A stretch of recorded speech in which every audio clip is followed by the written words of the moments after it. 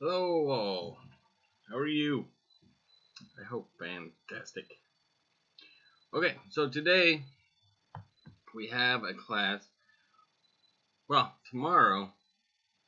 Well, today. Sorry, today our class is on Earth Day, and Earth Day is Friday, April 22nd, 2022. Now, here's the thing: is when it comes to Earth Day, we all enjoy it, and some of you might not be able to join class today, which is fine. But what I'm gonna say is that Earth Day is every day. Okay. So eventually you will see this class. For those that don't join or didn't join and are joining now at some point. um, we really Earth Day is every day. It's, a lot of times it's cheesy and people will be like, oh, this is every day, or like Christmas is every day, or like I once asked my mom, I was like, hey, on Mother's Day, I was like, hey mom, when's Kids Day? And she said, every day is Kids Day, which technically she's probably right, but and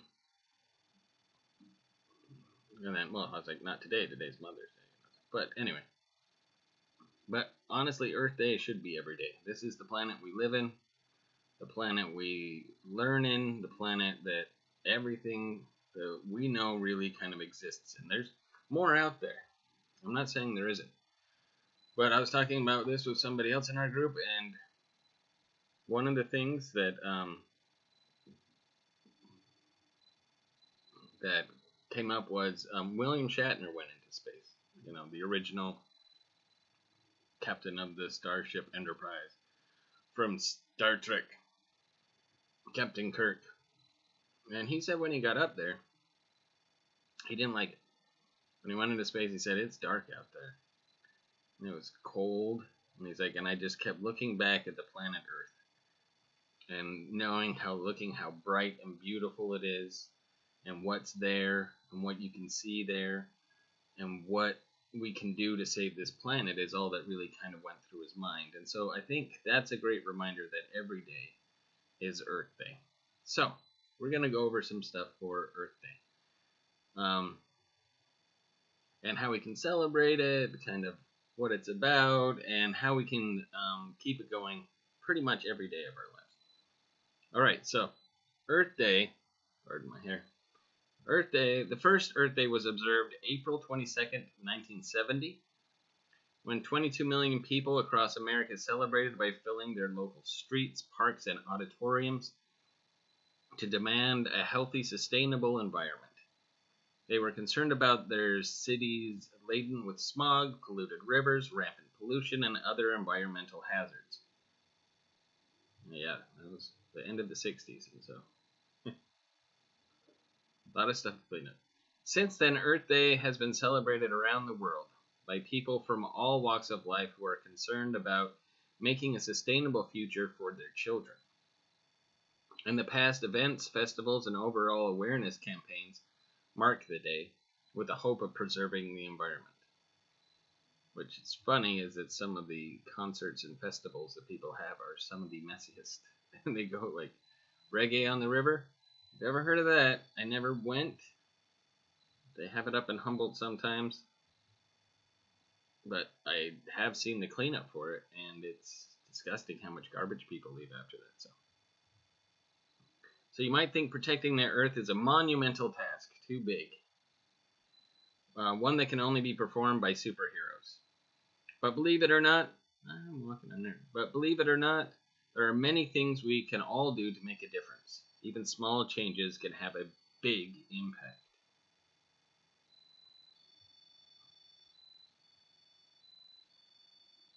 So, 15 things you can do to protect the Earth. Just imagine the Earth right there in your hands.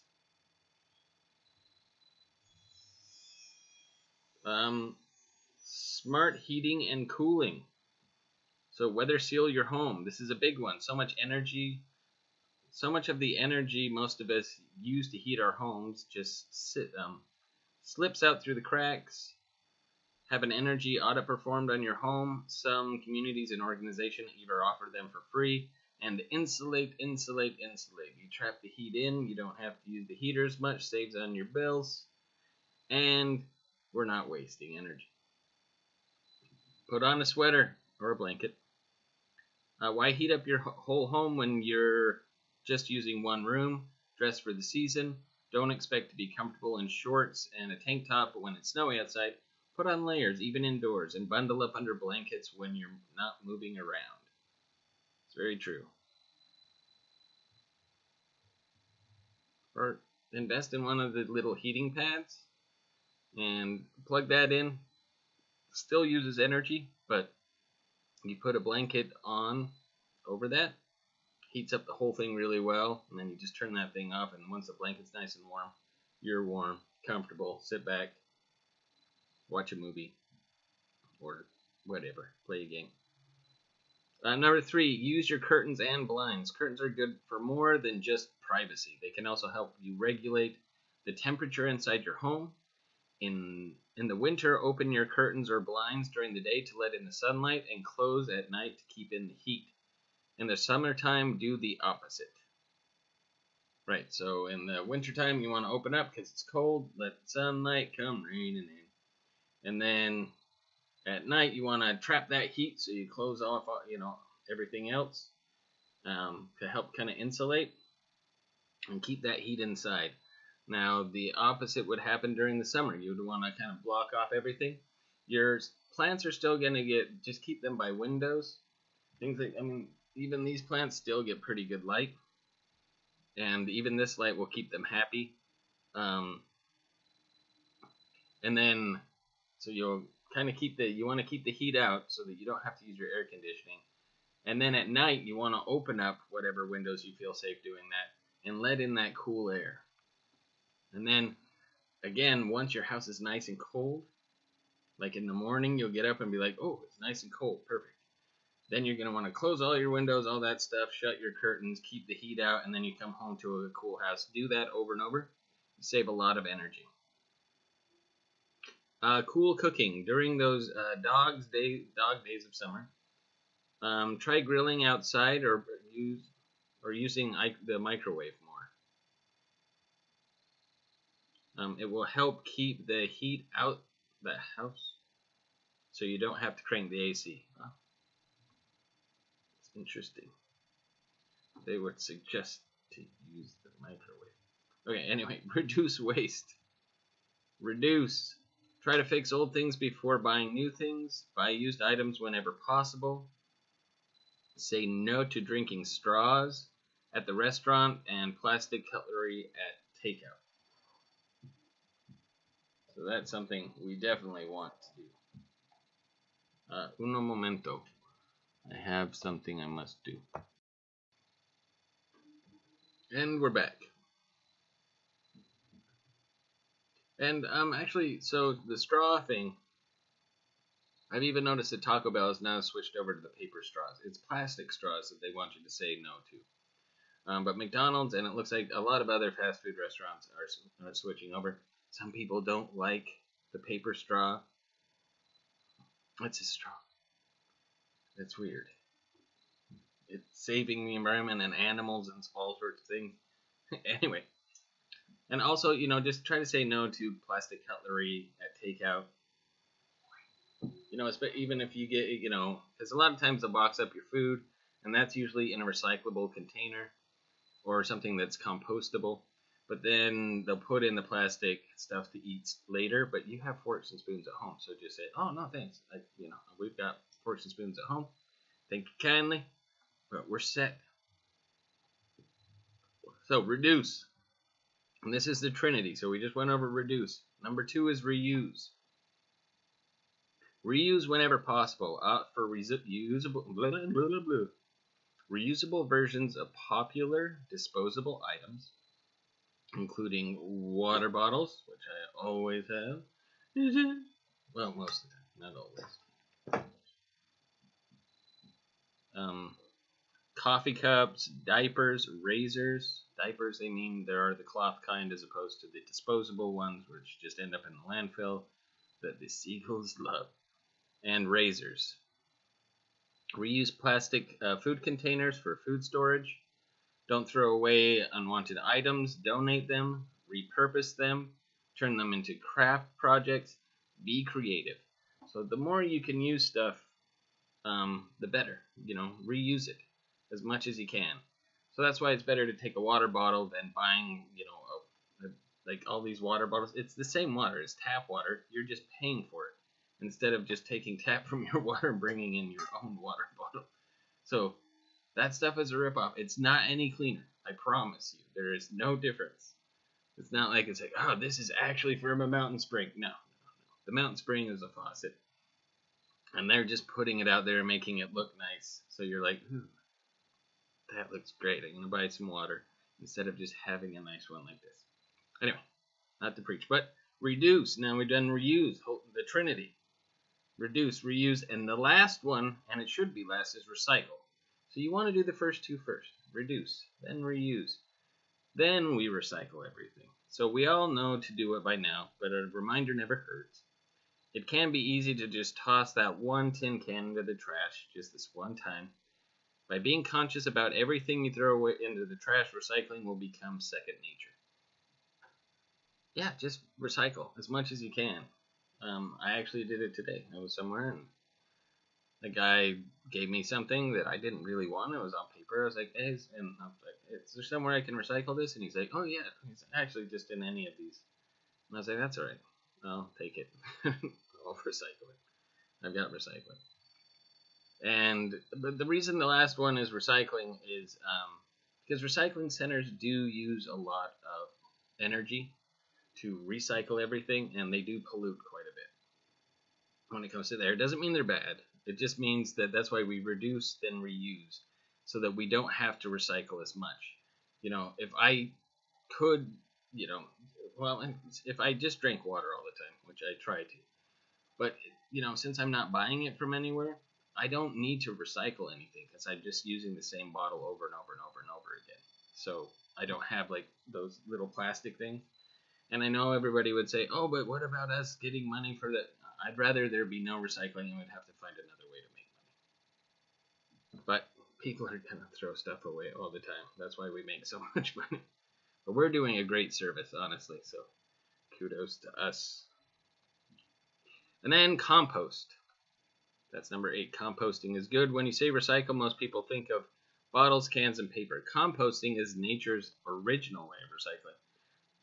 Turning trash into healthy new soil. Turning trash, it says. You don't need a complicated bin. Just set a corner of your yard to dump out food, scraps, and debris.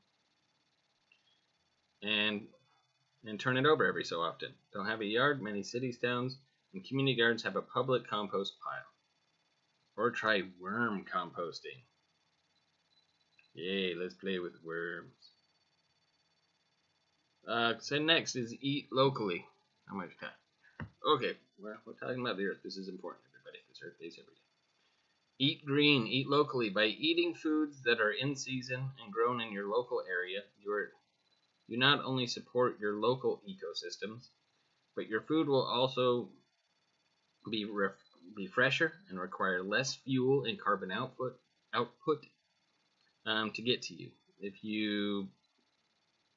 If possible, grow your own vegetables. So good job to those who do.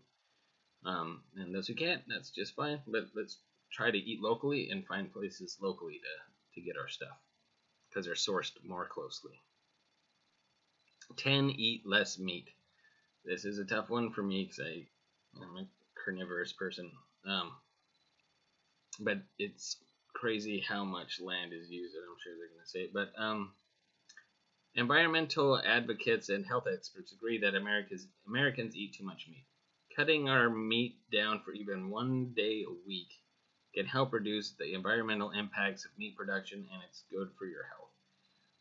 Just how much land we actually use for cows is a lot. But, like I said, I'm not shaming anybody because I still eat meat all the time. Except for yesterday I had pizza and had no meat on it. So. Yay. But pizza's back. Change behind the wheel. So drive less, find ways to combine. Errands make fewer trips. Most of us are working from home, so this is helpful. But we do great. So when we're at program, we pick up 6 people and drive around in the community, and we're constantly commuting together. That is a huge reduce to the environment. Keep your car well maintained. So a gas guzzling car, obviously we want one that's fuel efficient. Keep your tires properly inflated and your engine tuned up, and follow your recommended maintenance schedules. So it's just not leaking or things like that. I know they're expensive, but so is gas. So I think everybody doesn't want to leak gas right now. And remember, this says, remember mom's advice. Turn it off. If you leave a room, turn off the lights. Same with the television, the stereo, or any other appliance. Switch to LED lights. Yeah, it's true. It's crazy. I follow some people around, like when I go home. Sorry, this will be my last story. Probably not, but I just follow them around, and I'm just like turning every light off in every room they go, and they flick one on and don't turn it off, and I'm like, why are we lighting up the house like it's a beacon? Come find us. No, it's like, hey, energy. Save it, and it's also increasing your bills. 14, be water-wise. Take shorter showers. Wait until you have a full load of laundry. Shut off the water when brushing your teeth or hand-washing dishes. Okay. And 15, last but not least, hang it up. Instead of using the clothes dryer, hang up clothes to dry, whether inside or outside. You only need to toss clothes in the dryer for about 10 minutes. If you miss that soft out of the dryer feeling. My only problem with that is the wrinkles. But it is true. I should set up a line outside. I actually have a thing. But anyway. And a bonus. Beware of phantoms. Those little red or green lights you see when you turn off your computer, DVD player, TV, etc. require power to light up. Unplug these things when they're not in use, or put them on a power strip that you can switch on and off. And that's really a good idea. Beware of phantoms. Those phantom lights following us everywhere. So activities you can do this Earth Day. You can go on a hike, plant a tree, plant a plant. Number 3, ditch the lawn, grow a garden instead. Number 4, go plogging, pick up trash, go out for a jog, remember to wear gloves. And yeah, so those are some things that we can do. So that has been our class for Earth Day. Let's celebrate it proudly and kindly, and do all that we can to keep this Earth around so that we can be happy living in unison with it and with all the other things that live together on this wonderful planet.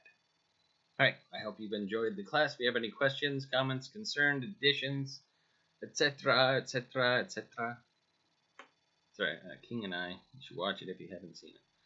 Joel Brenner's great. But yeah, please let me know, and I will talk to y'all soon. Ciao for now.